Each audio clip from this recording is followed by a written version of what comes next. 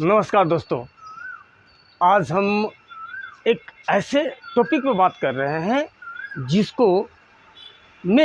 जिसमें सुधार करने के बाद आपका ट्रेडिंग स्टाइल और ट्रेडिंग सब कुछ बदल जाएगा और आप एक प्रॉफिटेबल ट्रेडर तो जरूर ही बन जाइएगा, आप प्रॉफिट करने लगिएगा, ये चीज़ गारंटी है।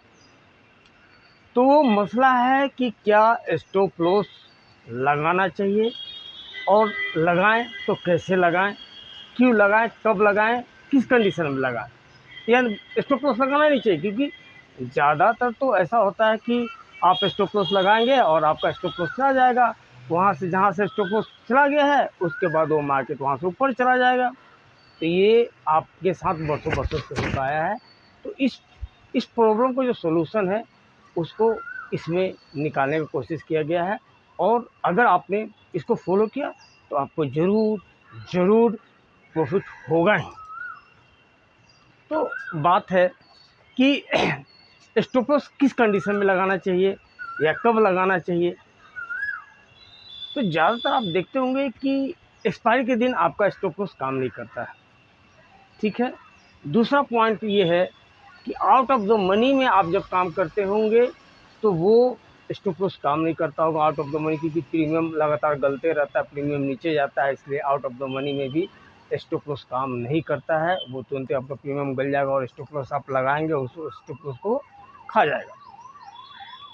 तीसरा चीज़ है कि अगर आप एक्सपायरी इस एक्सपायरी में काम कर रहे हैं तो उसका प्रीमियम का गलने का रफ्तार जो है ज़्यादा है, इसलिए भी वो स्टॉप लॉस खा जाता है।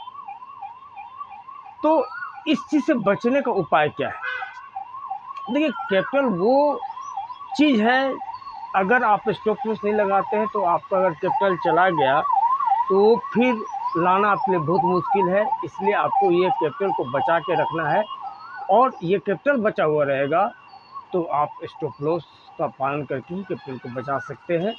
और कैपिटल मार्केट है तो कैपिटल ही सब कुछ है। अगर आपके पास कैपिटल नहीं है तो आप मार्केट में सिवाय आप ट्रेडिंग को देखने के सिवाय, सिर्फ चार्ट को देखने के सिवाय कुछ कर नहीं सकते। अगर आपके उसमें मूवमेंट भी आ रहा, मार्केट में मूवमेंट भी है, मार्केट ऊपर जा रहा है नीचे जा रहा, आप उसमें देखने के सिवा कुछ कर नहीं सकते हैं, क्योंकि आपके पास कैपिटल नहीं है।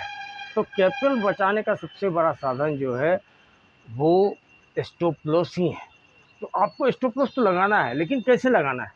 देखिए, ज़्यादातर क्या होता है कि ट्रेडर इस वीक में काम करते हैं, और जिस वीक में जब वो काम करते हैं तो उनका फ्लक्चुएशन ज़्यादा होता है, बहुत ज़्यादा वो फ्लक्चुएट करता है मार्केट, बहुत ज़्यादा, कभी 100 पॉइंट ऊपर भाग जाएगा, कभी 200 पॉइंट नीचे चला जाएगा। तो वो कुछ सेकंड में ही आपका स्टॉप लॉस काट के फिर मार्केट वापस उसी जगह में आ जाता है। जबकि आप ऐसा देखेंगे कि आपका स्टॉप लॉस कटा और फिर मार्केट आपके डायरेक्शन से अपोजिट चला गया, आप ही के डायरेक्शन में चला गया। तो स्टॉप लॉस से बचने का बहुत आसान तरीका ये है, या बहुत कम आपका स्टॉप लॉस जाए तो आप इस वीक, मान लीजिए ये इस एक्सपायरी को, जैसे थर्सडे का दिन निफ्टी का एक्सपायरी है, वेडनेसडे के दिन बैंक निफ्टी का एक्सपायरी है, तो उस दिन जिस दिन बैंक निफ्टी या निफ्टी का एक्सपायरी है उस दिन का उस एक्सपायरी को छोड़ के उसके नेक्स्ट वाले एक्सपायरी में अगर आप काम करते हैं तो आपका स्टॉप लॉस बहुत हद तक बचा हुआ रहेगा, नहीं लगेगा, कटने का चांस बहुत कम है।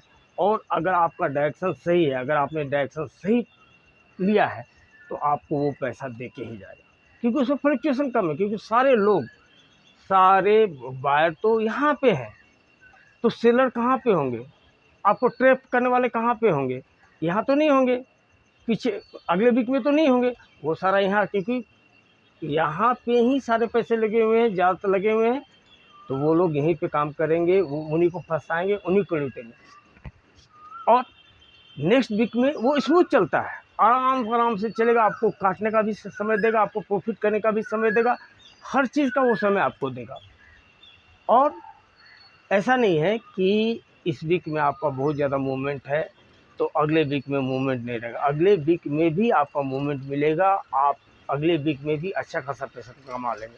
क्योंकि देखिए, अगले वीक में अगर मार्केट का किसी के स्ट्राइक प्राइस में अगर 40% का वृद्धि आया है तो इस वीक में उससे थोड़ा ज़्यादा 60 या 70% की वृद्धि आ जाएगी। तो ये बहुत बड़ा मामला नहीं। आप क्या 60-70% मार्केट का अगर किसी स्टॉक पर में वृद्धि होता है, वो आगे बढ़ता है, प्राइस बढ़ता है, तो क्या सारा का सारा आप ले लेते हैं? नहीं ले पाते हैं।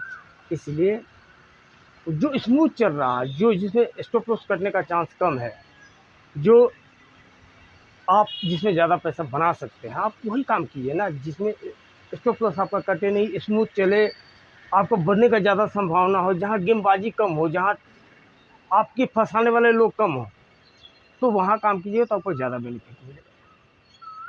अच्छा, कुछ में है, अगर आपका प्रॉफिट बन गया तो टीएसएल लगा दीजिए। स्टॉप लॉस की जगह टीएसएल भी लगा दे सकते हैं। तो टीएसएल लगाने से क्या होता है कि आपका जो प्रॉफिट बन गया है वो लॉक हो जाएगा, वो कम से कम आप इतना प्रॉफिट मार्केट से लेके जाएंगे। ये बहुत बड़ा फायदा है।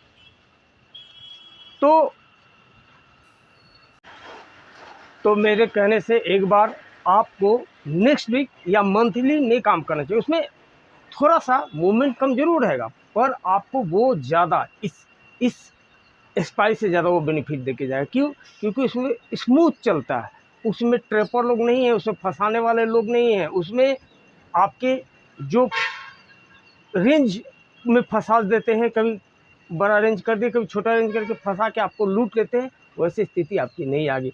1-2 बार 3 बार 4 बार पेपर ट्रेड करके प्रैक्टिस कीजिए, देखिए कि क्या ये सही है और आप क्या बार बार फंसते हैं। ऐसा आपके साथ बहुत कम होगा। आप आउट ऑफ द मनी में काम मत कीजिए, उसके कारण भी आपका बहुत हद तक लॉस होता है। उसमें भी स्टॉप लॉस का पालन करना होता है।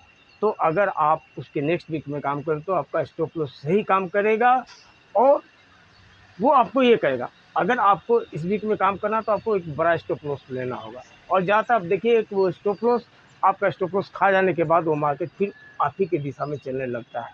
तो ये बार-बार आपने कितना प्रॉब्लम बार झेल चुका है। तो आप नेक्स्ट वीक के बारे में सोचिए।